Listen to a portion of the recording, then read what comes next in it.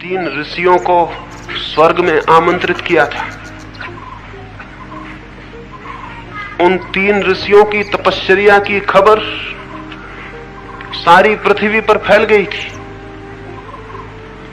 इंद्र ने स्वर्ग की सबसे सुंदरी अप्सरा उर्वशी को कहा, इन 3 ऋषियों के मन को किसी भी भांति विचलित करना है। उर्वशी ने कहा, कठिन नहीं है ये काम, ऋषि मुनि बहुत जल्दी विचलित हो जाते हैं, ये हो सकेगा। क्योंकि जो लोग स्त्रियों से दूर दूर भागते हैं उनके मन में स्त्रियों का गहरा आकर्षण है, जल्दी हो सकेगी ये बात। अगर वैश्यालय में पड़े किसी आदमी को विचलित करना होता तो बहुत कठिन था, क्योंकि वो स्त्रियों से इतना परिचित है तो उसे विचलित करना थोड़ा मुश्किल है। लेकिन ऋषि मुनि हैं, ये तो बेचारे जल्दी ही मुश्किल में पड़ सकते हैं। निमंत्रण दे दिया गया, स्वर्ग का निमंत्रण था, ऋषि मुनि भी इंकार न कर सके, क्योंकि ऋषि मुनि सारी कोशिश ही स्वर्ग पहुंचने की करते हैं, और कोशिश ही क्या है। निमंत्रण पाकर बहुत प्रसन्न हुए, बड़ा सम्मान था ये। इंद्र का जन्मदिन था और उन 3 को ही बुलाया गया था, और उनके जितने कॉम्पिटिटर ऋषि मुनि थे वो नहीं बुलाए गए थे, इससे बड़ी प्रसन्नता थी। वे काफी खुश हुए, वे गए, सब तरह से सज धज के गए। ऋषि मुनियों की भी अपनी सज धज होती है, आप पहचान नहीं पाते, ये दूसरी बात है, क्योंकि आपकी सज धज दूसरे तरह की होती है। तरह का फर्क होता है, सज धज में कोई भेद नहीं होता। वे परिपूर्ण तैयारी से पूरे ऋषि मुनि बन के वहां उपस्थित हो गए। उर्वशी भी उस दिन तैयार हुई थी, और जितनी उन दिनों प्रसाधन की, जितनी भी सुंदर होने की, जितने भी एक्सपर्ट होंगे स्वर्ग में, जितने विशेषज्ञ थे, सबने मेहनत की थी। उर्वशी इतनी सुंदर दिखाई पड़ी कि खुद इंद्र मुश्किल में पड़ गया। उसे कल्पना न थी कि उर्वशी इतनी सुंदर हो सकती है। उर्वशी का नृत्य शुरू हुआ, घंटे भर में ही मंत्रमुग्ध वे सारे लोग देखते रह गए। कभी परिचित न थे इतने सुंदर नृत्य से, इतने मनोमुग्धकारी। फिर उर्वशी ने जब रात गहरी हो गई तो अपने आभूषण निकालकर फेंक दिए। आभूषण शरीर को सुंदर करते हैं, लेकिन आभूषण रहित शरीर का भी अपना एक और ही सौंदर्य है।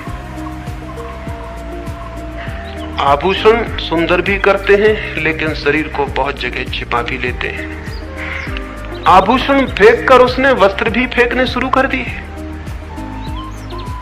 एक ऋषि घबराया और जोर से चिल्लाया, रुको, ठहरो, उर्वशी, ये मर्यादा का उल्लंघन है, वस्त्र नहीं निकाल सकती हो।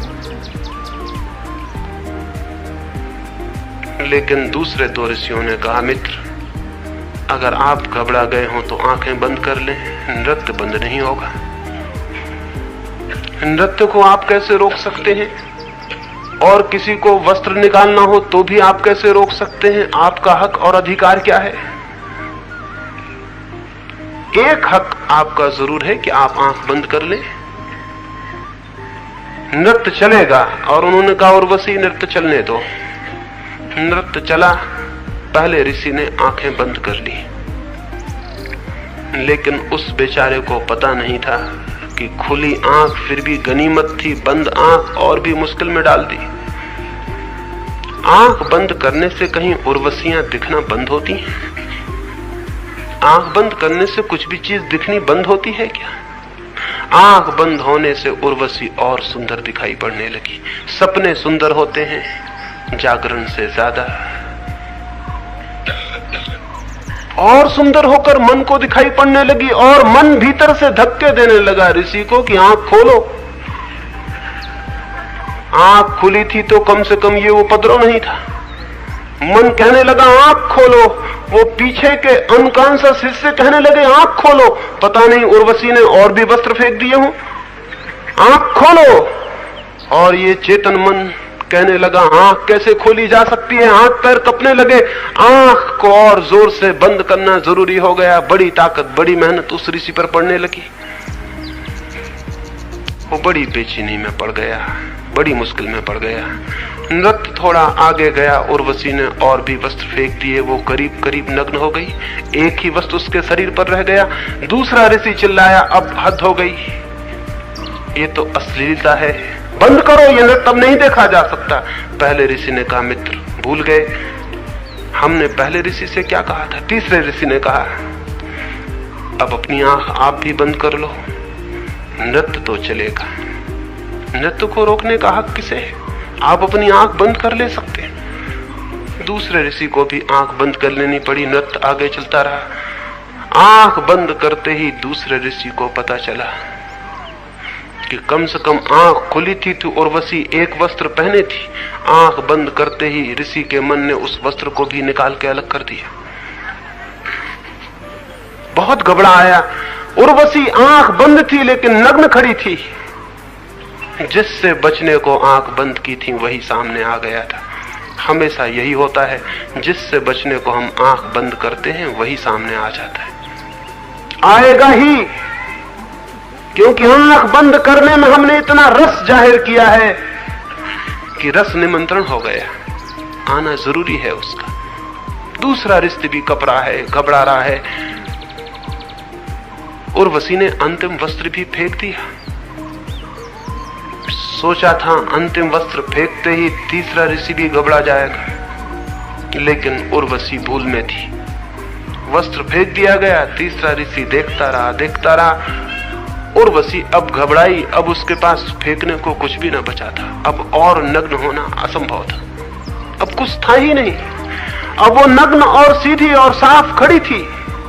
अब और उघाड़ने को कुछ बाकी ना बचा था। और ये ऋषि देखे चला जा रहा था। उस ऋषि ने उर्वशी को थका और घबराया हुआ देखकर कहा, और कुछ फेंकना हो तो फेंक दो, अगर ये चमड़ी फेंकनी हो तो चमड़ी फेंक दो, इस केचुल को भी उतार डालो। आज मैं देखने को ही खड़ा हूं कि आखिर में है क्या। मैं पूरा ही देखने को आ गया हूं। उर्वशी उसके पैरों पर गिर पड़ी।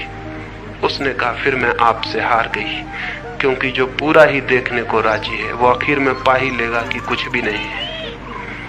जो पूरा ही देखने को राजी है वो जान ही लेगा कि कुछ भी नहीं है।